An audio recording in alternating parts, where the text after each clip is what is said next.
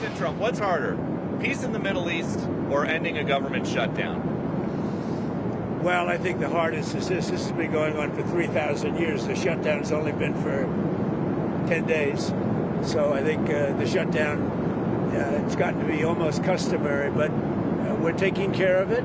We've got the military paid in full, and we're doing a lot of things. We're ending some programs that we don't want. They happen to be Democrat-sponsored programs, but we're ending some programs that we never wanted, and we're probably not going to allow them to come back. I think they made a mistake. I think they made a big mistake.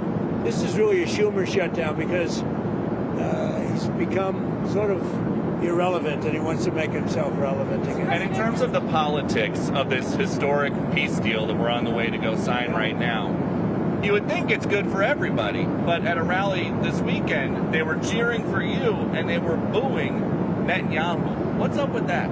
I don't know, but we're going to make everybody happy. The one thing I can tell you is everybody is happy, whether it's Jewish or Muslim or the Arab countries. Every country is dancing in the streets, and it's a point in time I don't think you'd ever see it again. They've never seen it for 3,000 years. If you like one group, you don't like the other group. And if you like the other group, you don't like the first group. And this is the first time they've ever seen where everybody is unified, because as you know, we're going to Egypt after Israel, and we're going to meet all of the leaders of the very powerful and big countries and very rich countries and others, and they're all into this deal. Everybody's into it. It's never happened before. So I would say this is a lot tougher, but we'll see how it all works out. Mr. President, Benjamin Netanyahu, the Prime Minister, has not gone so far as to say the war is over. In your view, is the war over? The war is over. The war is over. The war is over. Okay. Do you understand that? Good. Mr. President, is the ceasefire going to hold? Are you confident the ceasefire will hold? Say it. Are you confident that the ceasefire is going to hold? I think so. I think it's going to hold. I think people are a lot of reasons why it's going to hold, but I think people are tired of it. It's been centuries, okay? Not just recent. It's been centuries. I think people are tired of it. Yeah, the ceasefire is going to hold, and we're going to make sure it holds. Mr. President, what will Gaza look like a year from now? Wait, The International Stabilization Force, that's part of the... good strong force. When will that go? I don't think it's going to have a big impact because I think barely we're going to have to use it. I think people are going to behave. Everybody knows their place. It's going to be great for everybody. It's going to be great for the surrounding countries, Arab, Muslim, all of them. It's going to be great for Israel. Everybody is happy, and I think it's going to stay that way. Peter? And if the ceasefire does hold, how long until we get to the part of the 20-point peace plan where developers can go in and make Gaza the Riviera of the Middle East? Well, I don't know about the Riviera for a while, because you take a look at what you have. You have to get people taken care of first. But it's going to start really essentially immediately. I mean, they're going to have to start by removing a lot of structures that you see that are down to the ground. I mean, it's blasted. This is like a demolition site. Almost the entire site is. So you have to get rid of what you have there. You have structures that are very dangerous. They're falling down. If they haven't fallen, they're going to fall down of their own volition. So that process, Peter, is going to start pretty much immediately in that way. What will it look like a year from now, in your view? Well, a year, that's very quick. But over the years, it'll look very good. It'll be, it's got the first chance it's had in centuries of being peaceful. It's always been a very, very strange area. It's always been loaded up with problems, religious problems, problems like no other place probably in the world. And I think it's going to normalize. All you can say, if it normalizes, that would be fantastic. Government structure, sir, that you have set up in that peace plan, how soon will that new governing body be in place? Very quickly. And everybody wants to be a part of it. You're talking about the Board of Peace? That's right. Everybody wants to be a part of it. I've had calls from all of the leaders of countries. They all want to be a part. I mean, the leaders themselves, they're not going to send somebody. They want to be a part of Do it. you know who's going to be a part of it? I do. Can you share? No, not yet. It's a little early. Tony Blair. Have you spoken to Tony Blair about it since the... Have you spoken to Tony Blair about it? Yeah, but I want to find out that Tony would be popular with all, because I just don't know that. And I like Tony. I've always liked Tony, but I want to find out that he's an acceptable choice to everybody. What guarantees have you been able to give to both the Israelis and the Arab countries? The Israelis are very... And we have a lot of verbal guarantees too. And I don't think they're going to want to disappoint me. I have a lot of verbal guarantees that aren't down in writing, but they were given to me, and I believe they're going to be held very strongly. That's why I think it's going to be successful. Hi, good to see you. Good to see you, Mr. President. Thank you. Good to see you. I'm sure you've seen reports of Hamas rearming, instituting themselves as a Palestinian police force, shooting rivals. What is your message? Where they are standing, because they do want to stop the problems, and they've been open about it, and we gave them approval for a period of time. You have to understand, they've lost probably 60,000 people. That's a lot of retribution. They've lost 60,000 people, and the ones that are living right now were, in many cases, very young when this all started. And we are having them watch that there's not going to be big crime or some of the problems that you have when you have areas like this that have been literally demolished. You know, you have 2 million people, and probably it'll be less than that, but you have close to 2 million people going back to buildings that have been demolished. And a lot of bad things can happen. So we want it to be safe. I think it's going to be fine. Mr. President, Who knows for sure, Katie? But I think it's going to be fine. Mr. President? Yes. Hi. What is the latest that you've heard about the hostages, when they will be released? Do you expect to meet with any of them? Hostages might be even a little early, but I don't want to say that. So they have the hostages. I understand all 20, and we may get them out a little bit early. Getting them was amazing, actually, because we were involved, and they were in places that you don't want to know about. Deep. Some of the top Biden administration folks who were there, like Antony Blinken, seem to want some credit for the peace deal. Blinken says it's good that President Trump adopted and built on the plan that the Biden administration developed. What do you think about that? Everybody knows it's a joke. Look, they did such a bad job. This should have never happened. This wouldn't have even happened. That was weak leadership, terrible. And the same thing with Russia, Ukraine.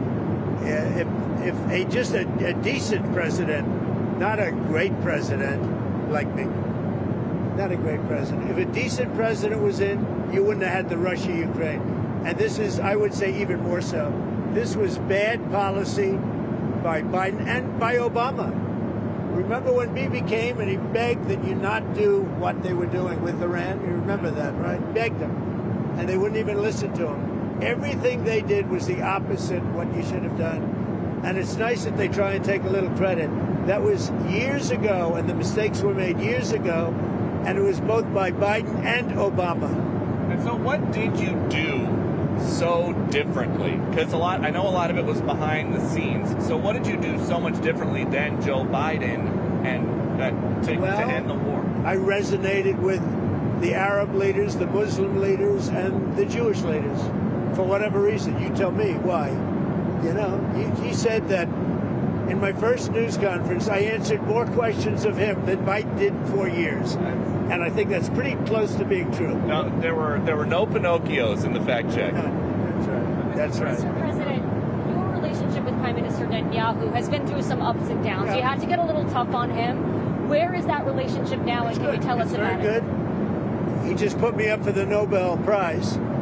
So, you know, I don't know what it means with the Nobel Prize, but he put me up yesterday for the Nobel Prize, and I should get it. So, I mean, I think it's very good. Has he made commitments to you personally about moving forward to the next phase of peace? Look, let me tell you, he's a wartime president. He did a very good job. I had some disputes with him, and they were quickly settled. I can tell you that. But as far as I'm concerned, I think he's done a great job. I think he was the right person at this time. You know, look, it's been this way for centuries. You know, we're not talking about for 10 years, for 5. It's been this way for centuries. And he did a great job. And working with me, he was fantastic. Now, working with Biden, no good. They didn't get along, and they had the opposite, because Biden and Obama backed Iran. And just so when you talk about a thing like that, if you think they were backing Iran, when you back Iran, this wouldn't have worked. And had we not taken out the Iran nuclear facility and we made the same deal, it would have a really dark cloud over it, and you wouldn't have people dancing in the streets, Katie. You would have people saying, oh, my, you're making a deal, but we have a guy over there with nuclear weapons all over the place. He's going to knock the hell out of us. If we didn't take out the Iran nuclear when we did, because in 2 months they would have had a nuclear weapon, this deal, even if it were done the exact same way, would have had a dark cloud over it. And now there's no dark clouds. There's nobody they have to worry about, Katie. Have you talked to the Qataris about their changing behavior in your first term? You talked about how they were funding terrorism. What are they doing differently? Yeah. What are they doing differently in your eyes? The Qataris really helped us with this deal.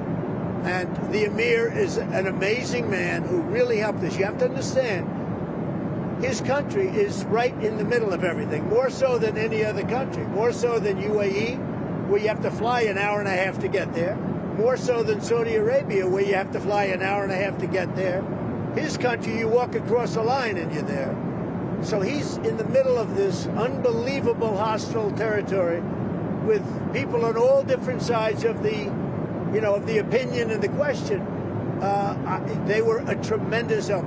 Qatar was a tremendous help to getting this done. I hope people can realize that. Mr. President, And it was very tough and very dangerous for Qatar. They were very brave, and their leader, the Emir, was very, very brave. And Qatar should start getting some credit. And you have to understand, they lived in the middle of everything. So they can't just be like, you couldn't do it. Nobody could do it. Say what? Have they changed their behavior from 2017 when you accused them of funding terrorism? I don't know. In 2017, I didn't really know them very well. 2017, that was at the very beginning of my term. As I got to know them, I got to understand them, and I got to realize that they are right in the middle of everything. Other countries are there, but they're an hour and a half away. A big difference. They're literally, you walk over from Iran to Qatar. You can walk it in 1 second. You go boom, boom, and now you're in Qatar. That's tough territory. I think Qatar was amazing the way they helped us. Mr. President, another Where do you think there was a ceasefire that collapsed in March this year? There was a ceasefire earlier this year that collapsed in March. Do you think this could have been done then? This took a lot of pressure on both sides. But do you have any regrets? I see it, and I see it with Russia too.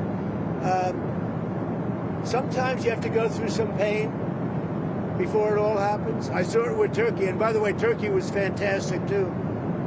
President Erdogan was fantastic. He really helped a lot because he's very respected. He's got a very powerful nation. He's got a very, very powerful military, and he helped a lot, President Erdogan. UAE was great. We mentioned Qatar, Saudi Arabia, the king, they were great. Indonesia was great. We had tremendous help. Jordan, the king, they were great. This is an amazing thing. Countries that, very diverse countries, some got along, some didn't, but for the most part, nobody got along with anybody, and they all came together, and they're all dancing in the streets, just like Israel. It's a unique point in time. You were talking about the ceasefire. That wouldn't have had that held. That wouldn't have happened back then. Why not? Both of your elections, the biggest issues were the economy and immigration. Now you're getting credit from Democrats and Republicans for this Middle East peace deal. Where does it fit? Where do you think it fits into your legacy? Well, look, this will be my 8th war that I've solved. And I hear there's a war now going between Pakistan and Afghanistan. I said, I'll have to wait till I get back. I'm doing another one because I'm good at solving wars. I'm good at making peace. And it's an honor to do it. I saved millions of lives. Millions of lives. Now, in all fairness to the Nobel Committee, it was for 2024. And this was picked for 2024. But there are those that say you can make an exception because a lot of things happened during 25 that are done and complete and great. But I did this not for Nobel. I did this for saving lives. I mean, we've saved millions of lives. Think about India, Pakistan. Think about some of the wars that were going on for years. We had one going for 31, one going for 32, one going for 37 years, with millions of people being killed in every country. And I got every one of those done, for the most part, within a day. It's pretty good. One of the world leaders said What do you think you can take from these negotiations and this peace process into Moscow and try to end the Russia-Ukraine? Well, I think what you can take is that never give up. Just never give up. You know, last week they killed over 7,000 soldiers, mostly soldiers, and a little bit more, frankly, Russian soldiers than Ukraine soldiers last week. But think of it, every week they're losing from 5,000 to 7,000 soldiers. It's ridiculous. And I thought that would be one of my easier ones. I mean, when you settle something that's been going on for 31 and 32 years, that's, in theory, a lot harder than setting, something that's been going on for 3 years. But this is a war going on for 3 years, should have never started. Frankly, I give Ukraine credit for doing so well. I mean, they're good fighters. They're very good fighters. I really think that President Putin would look great if he got this settled.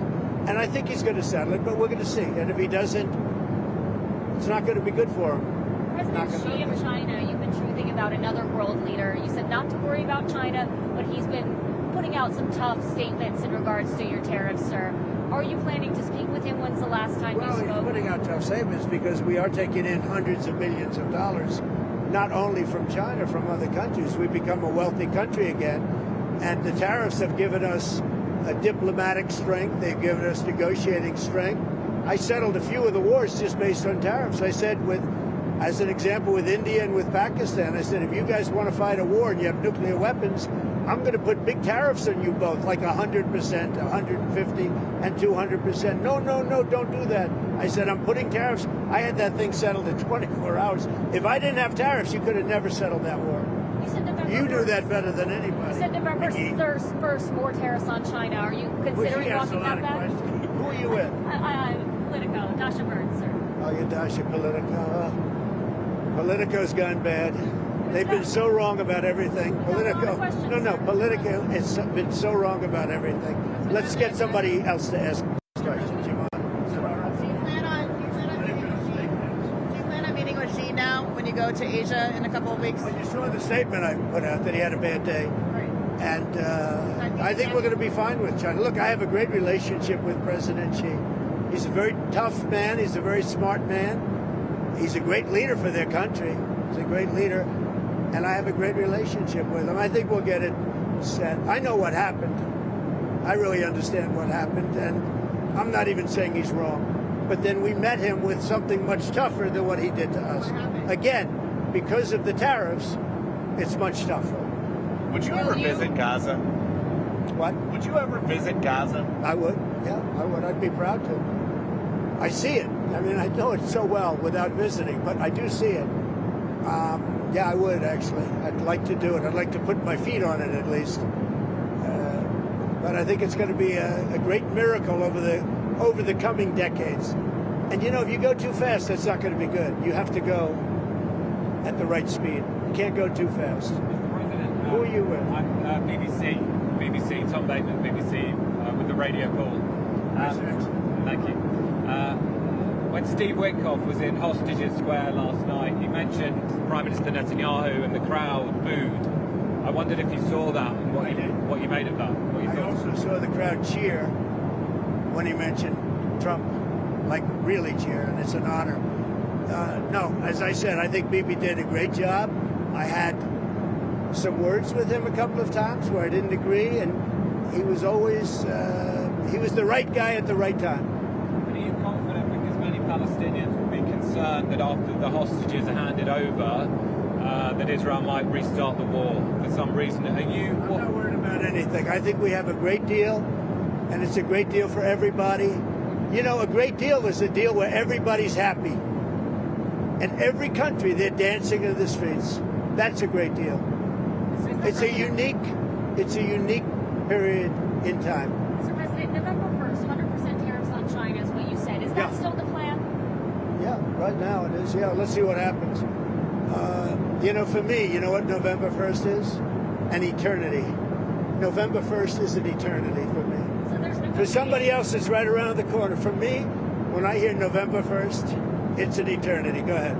You had talked a couple of weeks ago, you were doing an interview, and you talked about how you hope to end the war in Ukraine because it might help you get into heaven. How does this help? Does this help? I mean, I'm being a little cute.